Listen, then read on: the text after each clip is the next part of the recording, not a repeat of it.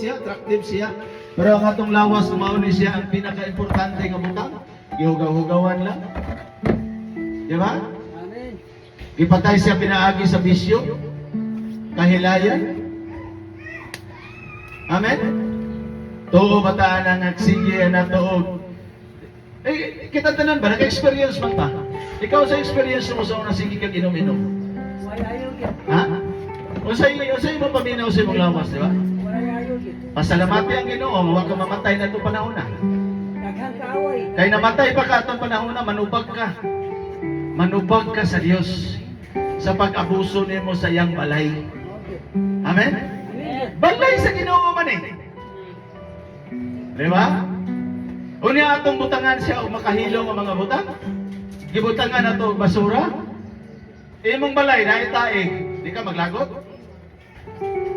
Kalibangang giring, kalibangang giro, di ka maglagot? Ha? Maglagot ka, di ba? Siyempre na sa patiyon sa Ginoo, na ang ato ang lawas, giisip niya ng ang templo niya, o niya, makita niya dito nga, hugaw, giabusahan, umaayo. Amen, di ba? Wala ko ilabot, kundo na may mga kadungog na bahalang masuko, ako'y pakialam. Kaya ang lawas balaan, usan siya kapag pahimangno. Mansinon ba ni mo ng lawas, kipatay sa inom? O niya hindi kadaot na sa lawas, makita Ginoo, kay magpatambal, magampo, magpaampo. Kadungog ko ano ni Pastor Lapis ba? Pastor Ed Lapis, maingon siya nga,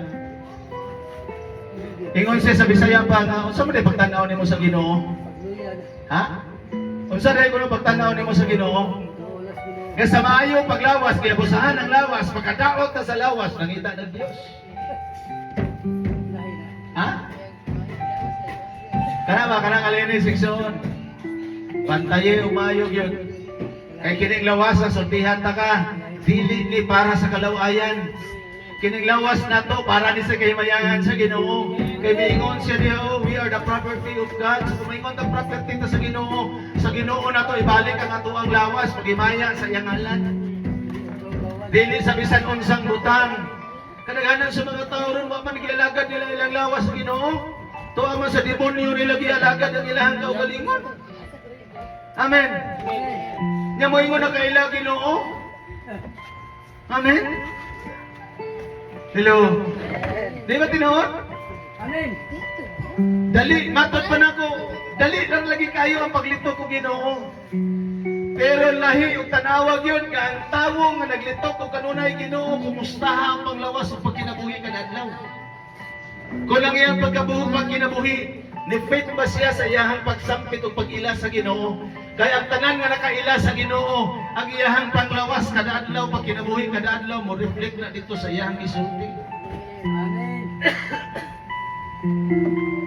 Dili na siya pwede nga nakaila ka Ginoo. O niya ang imong kinabuhi pang demonyo.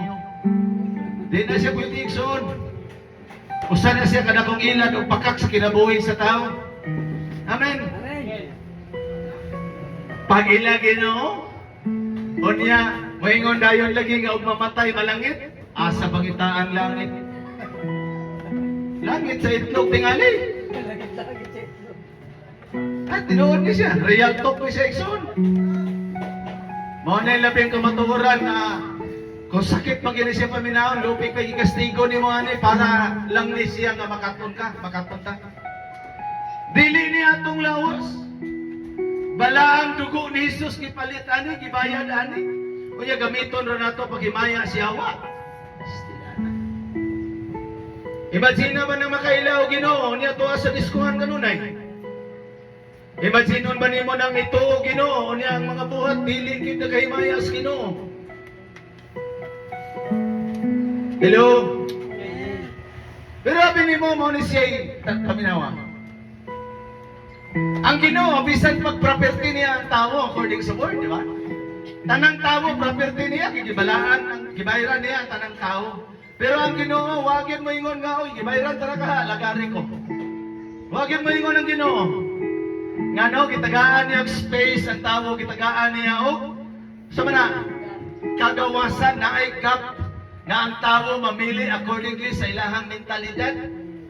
Kunoon sa bagayon ang naa sa sulod sa kasing-kasing. Nga mo ila bagayon tang ang Dios, mao'y balaan nga Dios sa itong kinabuhi. Pero kadaghanan sa mga tao, igsoon, wala. Ang bayad nga lawas sa kinabuhi, tuwa gialagad sa demonyo, tuwa sa yawa niya gialagad, hindi sa Dios. Amen. Amen? Tinuod. Opposite kayo nga nakailang Ginoo, yang kinabuhi, di gani halos matog simbahan. Dili gani maminaw sa pulong sa Ginoo. Insulto kay na sa Ginoo, igsoon. Muna nga antes magapamalandong ka ni. Di man inigabot sa panahon ng Igsoon. Ang matinudanon, maura na siya ay dadon sa Ginoo. Ang tinuod ka nagila sa Ginoo, ang tag-iyag yun, maog yun kinang imog yung ilhon, ng prophet ko sa Lord. Dili na ko pwede ni yama-yamaan ang akong kaugalingon, kaya ang Ginoo mo'y tag-iyan ako. Pag dili ni mo na ideklara sa mong kaugalingon, Igsoon, posible di ay nga, arkilahon ka siyawa niya nga, pailhon ka nga, Ginoo, pero di ay, siya na rin tag-iyan niya. Kadaghan kayo diring ipanag-iya siyawa. Makita nimo mga tao. Amin kadaan lang nagkalumilo nimo. Makita nimo. Pero no sa bagay mo matatagay ko. Kada sani katungdanan sa paghukom. Kaya moabot ang panahon sa paghukom igsoon. Ingnon ta kayo pagkumpiyansa moabot ang panahon sa paghukom. Ayaw siguro hang antod ug mabuhi ka. Di nato na masiguro. Mentras karon nagitagaan ta kay gayunan sa Ginoo, buhaton nato ang pinaka-best sa Ginoo. Amen. Amen. Ayaw ihikaw. Kini dapat na mensahe. Hatag utan ni siya o kanabang revive ba? Murag ma-ignite ani ba? Ibali mo rin spark plug ba? Murag ignition ni sa itong kinabuhing. Uy, di man na ko pwede magabuso ni akong lawas kay property man din sa Ginoo. Di man din ako. Puro sa gihimos kadaghanan. Hello.